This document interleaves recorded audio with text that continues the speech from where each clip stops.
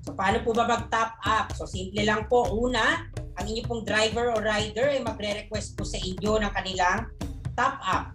Okay? And then, kayo po, ay bibigyan nyo po sila, papadala nyo po sila, and then pag napadala nyo po sila, yan po ay marireceive po nila ngayon, sisendan nyo po sila ng load, pag na-receive po nila, pwede na silang bumiyahe. Ganun lang po kasimple. Okay? So, paano ba mag-top up ng load sa portal? So ito po muna yung para sa mga operator from operator going to TokTok main office. So paano ba mag-top up? Una po, yan, sabayan nyo ulit sa cellphone po ninyo.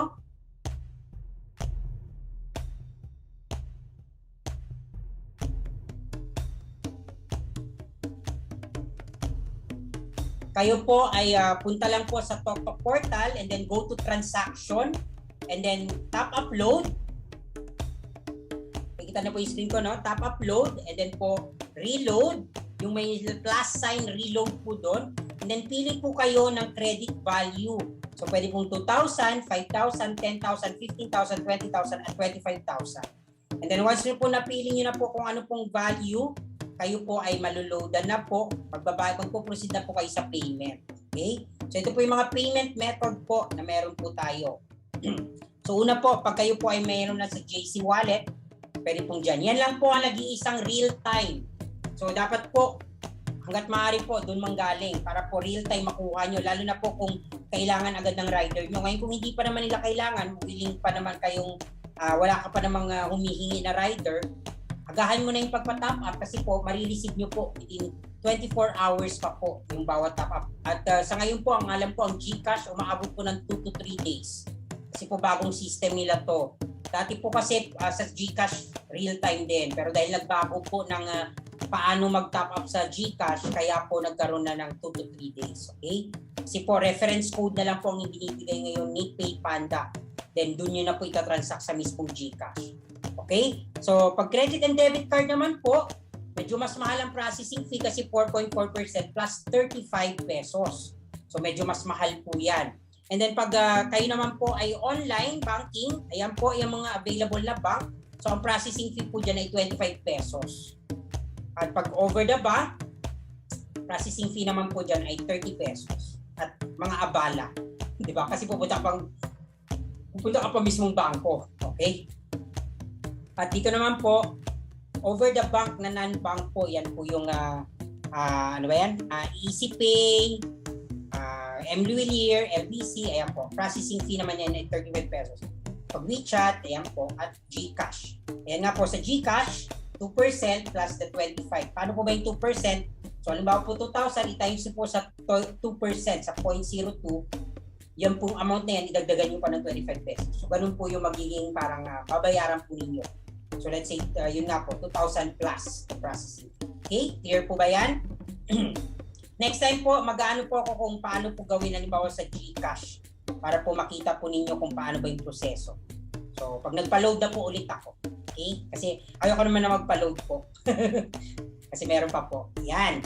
So, pag unsuccessful po ang inyo pong tawag dito, ang inyo pong pagpapaload, ano po ba ang posibleng nangyari? Ayan po, may mga sagot po dyan. So, una po, baka po incorrect ang inyong reference number. So make sure po na tama ang reference number nyo. Kasi pag mali po or ang inyong mobile number na ginamit ay mali, ayan po, posible po talaga mag-fail yan. Okay? Incorrect na payment channel. Okay? At short and split payment. Pag hindi nyo po nasama ang processing fee, ayan. Yung gateway fee, mamimiss nyo, naku, malaking abala po yan sa inyo. Okay? At yung mga unfinished transaction. So ano po ba ang pwede nyong gawin? Simple lang po, ayan. Send lang po kayo ng copy. Naku, naputol po yung ating Ayan, sabihin ko na lang po, send na lang po kayo ng inyong copy, ng inyong tinransact at isend nyo po sa hello@toktok.ph or sa support@cloudpanda.ph. PH. Yan. Diyan nyo po i-send para matulungan kayo na ma-refund ang inyong pinaload pag hindi po dumating within the 2 to 3 days. Okay? So, better po na hawak po ninyo yung mga screenshot para po madali po nilang maibalik sa inyo at mapaload nyo ulit. Okay? So, ayan po. Paano gumagana ang top upload? So, ito explain ko kasi po, ang iba nalilito. Okay? Para hindi po tayo malito, ganito lang po ang picture. So, halimbawa po, nagpa-top up kayo ng 5,000 pesos.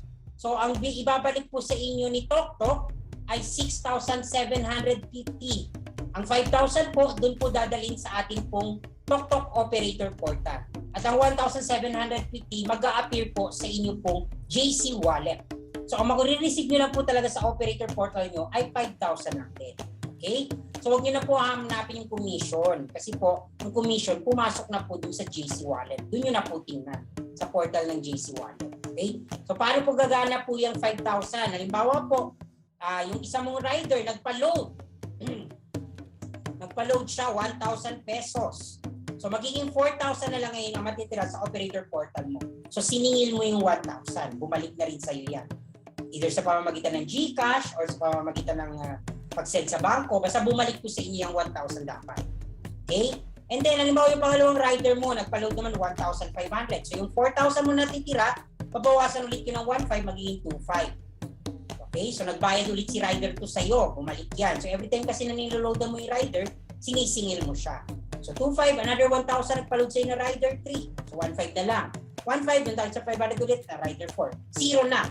So, wala nang laman ang iyong operator portal. Pero, may laman ang iyong GCash. Kung sa GCash mo lahat sila pinagbayad na 5,000.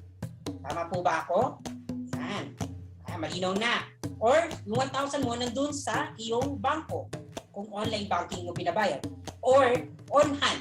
Kung pinapunta mo sila sa bahay mo para magbayad ng kanilang pinaload. Okay? So, lahat po yan bumalik. So, ano lang ang kumita ka? Yun, 1,750. So, papaload mo ulit itong 5,000 mo, ganun ulit. Babalik na naman, mayroon ka na namang 1,750. So, nadagdagan ba yung kita mo? Of course, kasi bagong 1,750 na to. Pero yung 5,000 mo, nagdagdag ka ba ulit ang pinuhunan mo? Hindi, kasi ito na yung 5,000 na binayad ng iyong mga rider. Clear? Alright. So, I hope that's clear. Okay, let's go to the next. Paano mag-load ng rider at driver? So, ito naman yung pag-load ng ating mga rider. So, una po, punta po tayo sa TokTok Portal. And then, punta po tayo sa transaction. Okay? Sundan lang po natin ulit sa ating mga TokTok Portal para po mas sundan, makita nyo talaga. Okay? And then, punta po tayo sa send load.